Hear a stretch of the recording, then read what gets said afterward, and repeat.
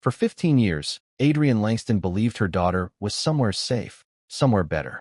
Tonight, she found out exactly where, starving, alone, and standing right outside her own front door. She stood outside the tallest building in the city, soaked to the bone, watching her own breath disappear into the cold. Nobody in that crowd knew her name. Nobody knew that 15 years earlier, a woman inside that very building had held her for 11 minutes, kissed her forehead, and signed a piece of paper that would separate them forever. That woman was about to walk past her without a second glance. She had no idea the girl she waved away at her own front door was the daughter she gave up when she had nothing, and now, with everything in the world, could not even recognize her own child's face.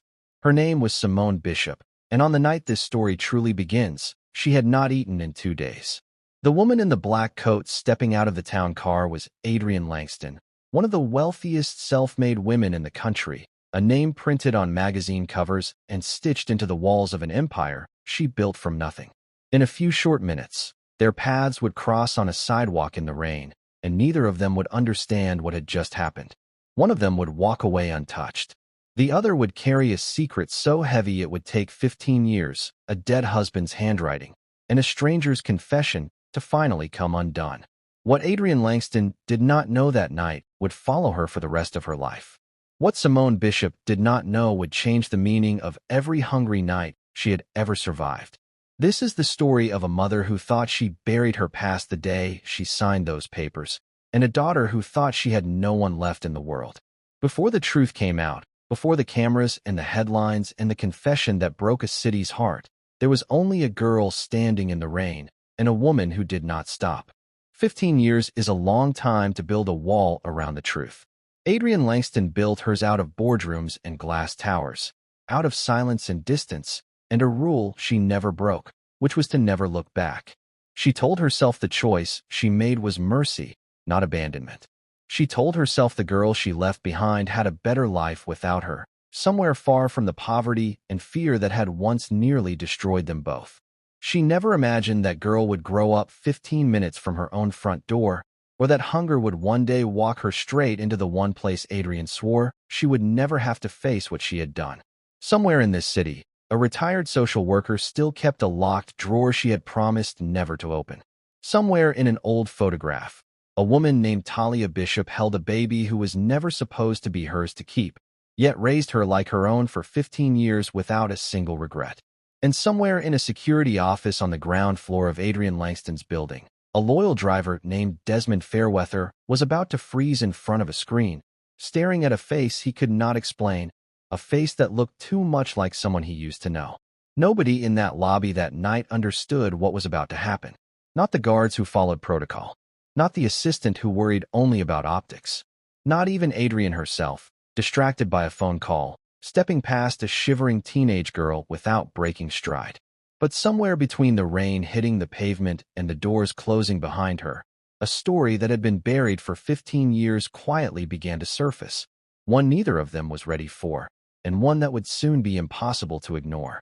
Before we dive deeper, let us know in the comments where you're watching from. We'd love to hear from you, and don't forget to hit that subscribe button so you never miss any of our upcoming videos. Thank you for sticking around. Who was the girl standing outside in the rain, and why did nobody stop to ask her name? Why did a woman worth billions feel a chill run through her the moment their eyes met for less than a second? And why could she not explain it, not even to herself? What really happened 15 years ago that made a young, frightened Adrienne Langston sign away the only family she had left? And why had she spent every year since refusing to speak of it, even to the people closest to her? Somewhere in this city was a truth strong enough to end a career, rebuild a family, and force a woman who controlled everything to finally lose control of the one thing she buried the deepest. This was never supposed to be a story about wealth or headlines. It was a story about a mother who thought silence would protect her, and a daughter who never stopped wondering why the world had taken everything from her before she could even remember it. In the next few minutes, you will meet the people who knew the truth and chose to hide it, the ones who suspected it and said nothing, and the one man who could no longer look away once he saw her face on a screen. Stay with me, because what happened next would unravel 15 years of silence in a single week, and nobody, not Adrienne, not Simone, not anyone standing in that lobby, would ever be the same again.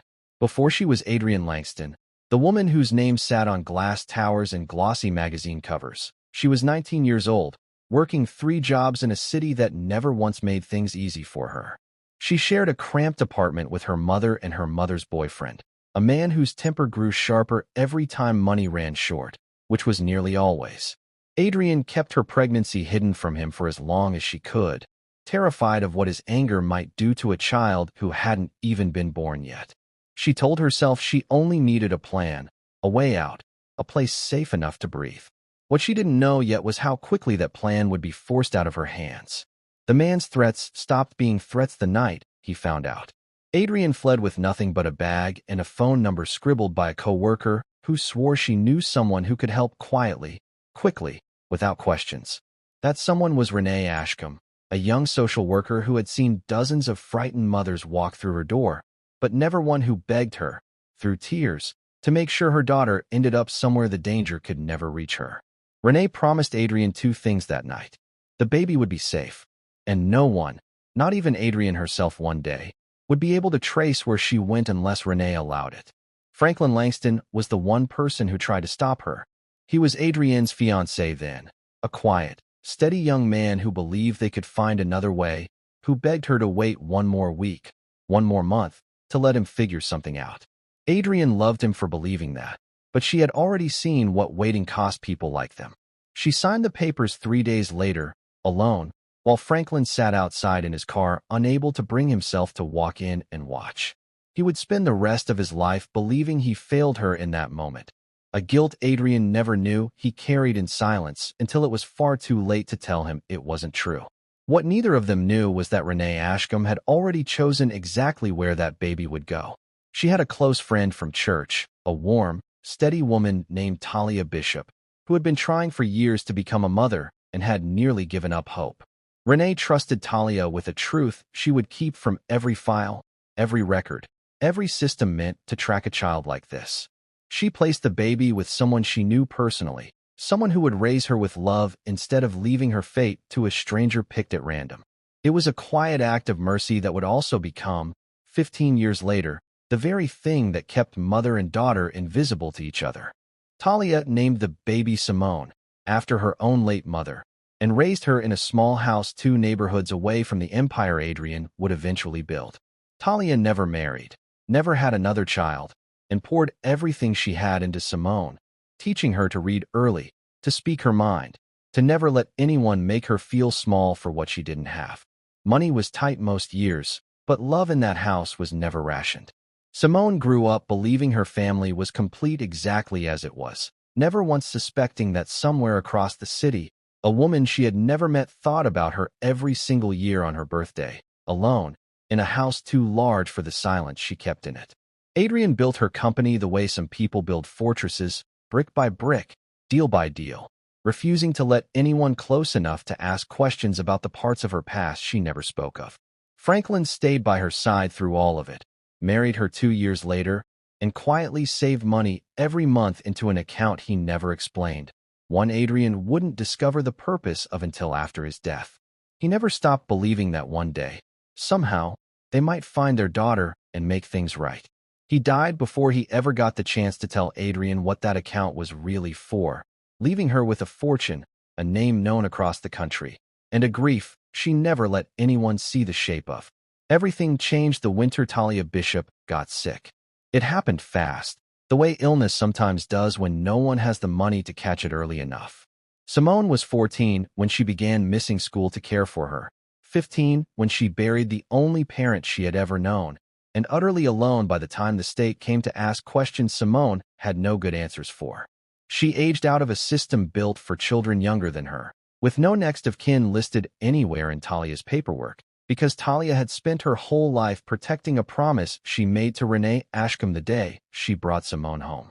Simone never even knew a promise like that existed. All she knew was that the woman who loved her was gone, and the world outside that small house was far colder than anyone had prepared her for. By the time Simone Bishop turned 16, she had learned how to disappear in plain sight, how to sleep sitting up on a bus bench without looking like she was sleeping, how to make a single meal last 2 days when it had to. She kept one thing from her old life close to her always. A small silver pendant Talia had given her the year she turned 10, the only piece of jewelry she owned. Simone never knew where Talia had gotten it, only that Talia used to hold it sometimes and go quiet, the way people do when a memory catches them off guard. She had no idea that pendant had been passed down through Renee Ashcombe 15 years earlier. A single detail from the adoption Talia had never been able to explain and never dared to ask about. The night everything changed. Simone had walked nearly 2 miles in the rain toward a soup kitchen that closed 20 minutes before she got there. Cold, soaked, and dizzy from hunger, she found herself standing beneath the awning of the tallest building she had ever seen up close, its lobby glowing gold and warm through floor-to-ceiling glass. She wasn't thinking about who owned it. She was thinking only about getting out of the rain for 5 minutes before someone told her to move. She had no way of knowing that the woman about to step out of a car 20 feet away was the reason she existed at all. Desmond Fairweather had worked security for Adrienne Langston for nearly a decade, and in that time, he had turned away hundreds of people from that entrance, always politely, always exactly by the book. Something about this particular girl made him hesitate for half a second longer than usual, a flicker of familiarity he couldn't place and didn't have time to chase. He told himself it was nothing. He asked her to step back from the entrance the same way he always did, gently but firmly, and watched her nod and retreat into the rain without an argument, the kind of quiet obedience that comes from a person who has been asked to leave too many places to bother fighting it anymore. Adrienne Langston stepped out of the car mid-sentence on a phone call about a merger closing the next morning, her mind entirely elsewhere. She walked past Simone close enough that their shoulders nearly brushed, and for one instant, something made her glance sideways, an instinct she couldn't name and didn't trust herself to follow. She saw a soaked, exhausted teenager standing at the edge of her building and felt an uncomfortable twist of something she chose to call pity, nothing more, before continuing through the doors without breaking stride. She would spend weeks afterward trying to understand why that half-second replayed in her mind at the strangest hours, long before she had any reason to know its significance. What none of them noticed was the young man across the street with his phone raised, filming the entire exchange for a video about wealth inequality he'd been planning for weeks. Isaiah Cole had no idea he had just captured the opening scene of a story far bigger than the one he set out to tell. By morning, the clip of a billionaire walking past a shivering, starving teenage girl without stopping had been viewed 2 million times, captioned with outrage that had nothing to do with the truth and everything to do with how the moment looked from the outside.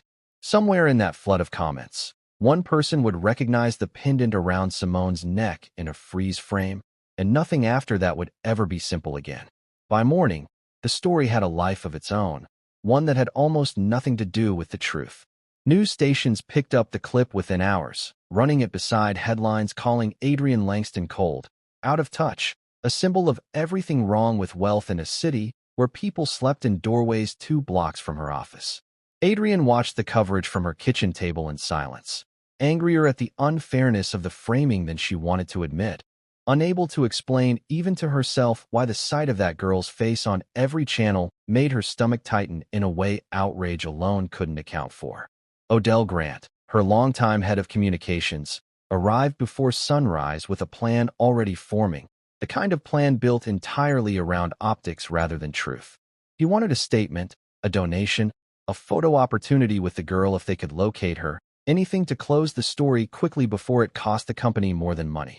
Adrienne agreed to none of it outright, though she didn't stop him from making calls either, distracted by something she couldn't name pulling at the back of her mind every time she glanced again at the frozen image of the girl's face circulating online. Desmond Fairweather hadn't slept. He kept replaying the moment at the door, not the way the internet was replaying it, but a smaller detail nobody else seemed to notice, a thin silver pendant catching the light around the girl's neck for less than a second in the footage.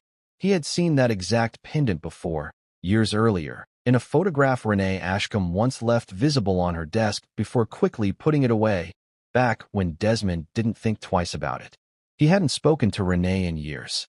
That morning, for reasons he couldn't fully explain, he found himself dialing her number for the first time in over a decade.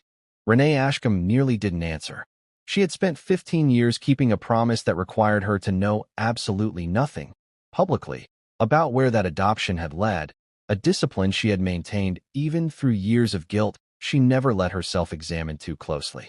When Desmond described the pendant, she went quiet on the phone long enough that he asked if she was still there. She told him. She just needed a moment. What she didn't tell him was that she was already walking toward a locked filing cabinet in the back of her home office, one she hadn't opened since the day she sealed it. Isaiah Cole, meanwhile, had no intention of dropping the story, though not for the reasons the internet assumed. Something about the girl's composure in the footage stayed with him, the way she hadn't argued, hadn't begged, simply nodded and stepped back into the rain like someone used to disappointment. He tracked down the soup kitchen she'd been walking toward, then a shelter 2 streets over, piecing together a picture of a girl who had aged out of foster care with no family listed anywhere, a detail that struck him as strange enough to keep pulling at. He had no idea he was quietly reconstructing the very story Renee Ashcombe had spent 15 years making sure no file could tell.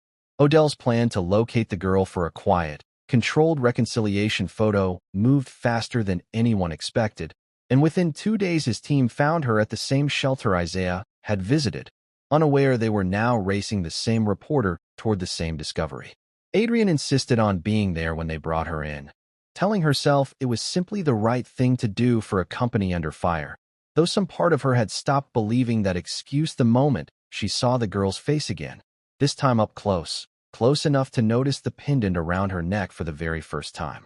Adrienne stood across from the girl in a private room at her own company, close enough now to see details the footage had never captured, the small scar above her eyebrow, the way she held her shoulders like someone bracing for disappointment before it arrived. Then Adrienne's eyes dropped to the pendant, and something in her chest folded in on itself, so suddenly she had to grip the back of a chair to stay standing. She recognized the small, uneven scratch on its surface, a flaw from the original piece she had once owned herself, one she had pressed into a stranger's hand 15 years earlier along with a baby she had no other way to protect. She asked the girl her name in a voice that didn't sound like her own. Simone answered without understanding why the question seemed to cost this woman something. Adrienne asked where she got the pendant, and Simone explained, confused, that her mother had given it to her years ago and never explained where it came from. The room went silent long enough that Odell shifted uncomfortably near the door, unsure what he was witnessing, while Desmond, standing just outside, felt his phone buzz with a message from Renee that simply read, "I found the file, call me now." What the file confirmed within the hour shattered the version of events Adrienne had told herself for 15 years. Renee had not simply matched a stranger to a stranger the night Adrienne signed those papers. She had chosen Talia Bishop specifically, a woman she trusted completely, and given her the pendant as a way of quietly linking the child to a mother who might one day come looking, without ever breaking the confidentiality she had sworn to protect. It was never meant to stay hidden forever. Renee had simply been waiting for the right moment to reveal it herself, a moment that never came before fate forced her hand instead. Then came the second blow, one Adrienne wasn't prepared for at all. Going through old records with Renee that same night, trying to understand how much had been kept from her, Adrienne finally learned the truth about the account Franklin had quietly built for years before his death, the one she had never understood the purpose of. It wasn't a retirement fund or an investment, as she had always assumed. It was money Franklin had been setting aside in the hope that one day they would find their daughter and be able to give her a life without strings attached, a plan he never lived long enough to share with his wife. Adrienne sat with that discovery longer than anyone in the room expected her to, grief and disbelief tangled together in a way she had no practiced response for. She had spent 15 years believing she alone carried the weight of that decision, that Franklin had simply moved forward the way she forced herself to. Instead, he had spent those same years quietly hoping for a reunion he never got to see, leaving behind proof of a love neither guilt nor silence had ever managed to erase. For the first time since the papers were signed, Adrienne allowed herself to say her daughter's name out loud, testing the shape of it in her mouth, like something fragile she wasn't sure she had the right to hold yet. Simone did not react the way anyone in that room expected. She did not cry, did not reach for Adrienne, did not treat the revelation as the happy ending the cameras outside were already assuming it would be. She asked one question instead, flat and direct. If this woman had money and power for 15 years, why had she never once come looking? Adrienne had no answer ready, because until that moment, she had never let herself examine why 15 years of resources had produced exactly 0 attempts to find the daughter Franklin had been quietly saving for. The answer came from Renee, not Adrienne. Talia Bishop had written one letter, years earlier, when Simone was 7, addressed to Adrienne's company, asking simply to speak about the child she was raising. It never reached Adrienne. Screened by an assistant trained to filter anything resembling a financial claim against a public figure, it was logged as a potential scam and discarded within days. One of thousands of letters treated the same way that year. Talia never wrote again, believing her attempt had been ignored on purpose. She spent the rest of her life protecting Simone from a rejection Adrienne never actually delivered. That detail undid Adrienne more than anything else had. She hadn't simply failed to look. She had built systems so effective at protecting her from the outside world that they had silently protected her from the one message that mattered most, without her ever knowing it existed. There was no one to blame in any way that offered comfort. Only a machine of wealth and caution that had done exactly what it was designed to do, at the exact cost she could never undo. She did not tell Simone this to excuse herself. She told her because Simone deserved the whole truth, not a version edited for comfort. Adrienne didn't offer Simone a new house, a new name, or a place at the company that day. She offered something smaller and harder, an honest account of everything that had happened, and a request, not a demand, for the chance to be known slowly, on Simone's terms, without money deciding the pace of it. Simone didn't say yes right away. She asked for time, and Adrienne, for the first time in 15 years, didn't try to control an outcome she had no right to rush. She simply agreed to wait, the way she should have been given the chance to 15 years earlier. Franklin's account, the one he'd built in secret hope, was never used to buy anything for Simone. Adrienne redirected it instead into funding for the exact kind of shelter that had once turned Simone away for a bed on a night too cold to sleep outside, alongside a program specifically for teenagers aging out of foster care with no family listed to catch them. It wasn't framed as charity or image repair. It was framed, quietly, as the thing Franklin had actually been trying to build all along, a way to make sure no child fell through the same gap Simone had. Months later, Simone chose, on her own, to spend a Sunday afternoon at Adrienne's house, not because she had forgiven everything, but because she wanted to understand more of who her mother had been forced to become. It was not a reunion built for cameras, and no cameras were there to capture it. Somewhere in that quiet, ordinary afternoon was the real ending this story had been building toward, not a rescue, not a redemption arc finished in a single scene, but two people slowly learning whether trust could still be built after 15 years of silence neither of them had chosen for the reasons the world assumed. It took nearly 2 years for that trust to fully settle into something Simone was ready to call forgiveness, and even then, it wasn't a single moment that did it, but the slow accumulation of a mother who never once tried to rush her. Adrienne learned to sit in the discomfort of not being fully trusted yet, showing up consistently instead of asking to be believed.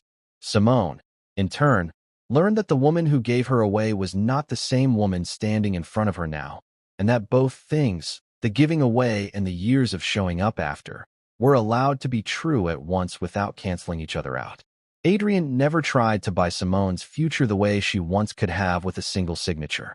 Instead, she helped her prepare for it, sitting with her through application essays, connecting her with mentors in the nonprofit world Franklin's Foundation now funded, and standing quietly in the background rather than the front of every room Simone walked into.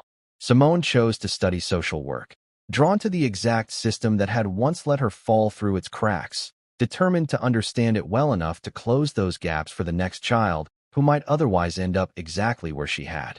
Adrienne never once suggested a different path, even when people around her assumed she would. By the time Simone graduated, she had already spent 2 summers working directly inside the foundation built from Franklin's account, the one meant for a reunion he never lived to see. She didn't take over as a gift or an inheritance. She earned a place there the same way anyone else would have, and within a few years, she was the one running the very program built to catch teenagers aging out of foster care with no family listed to catch them. The exact gap that had once left her sleeping on a bus bench in the rain. Adrienne walked her down the aisle years later at a small wedding neither of them tried to turn into a spectacle. And when Simone's own children were born, Adrienne learned to be patient in an entirely new way, present without ever demanding to be central, grateful simply to be allowed in the room. She could never give Simone back the 15 years that had already passed, and she stopped trying to pretend otherwise. What she gave her instead was every year that came after, fully, without conditions, for as long as Simone would let her stay. Adrienne Langston spent 15 years believing that walls, wealth, and silence were the same thing as protection. It took one soaked, hungry teenager on a sidewalk to prove her wrong, and even then, the truth only reached her by accident, not by anything she had built to find it. Somewhere in this city right now, there may be another letter no one answered, another child a system failed to flag, another door someone walked past without looking down. This story asks a simple question, one worth sitting with. If the people you love tried to reach you today, would anything you've built actually let them through?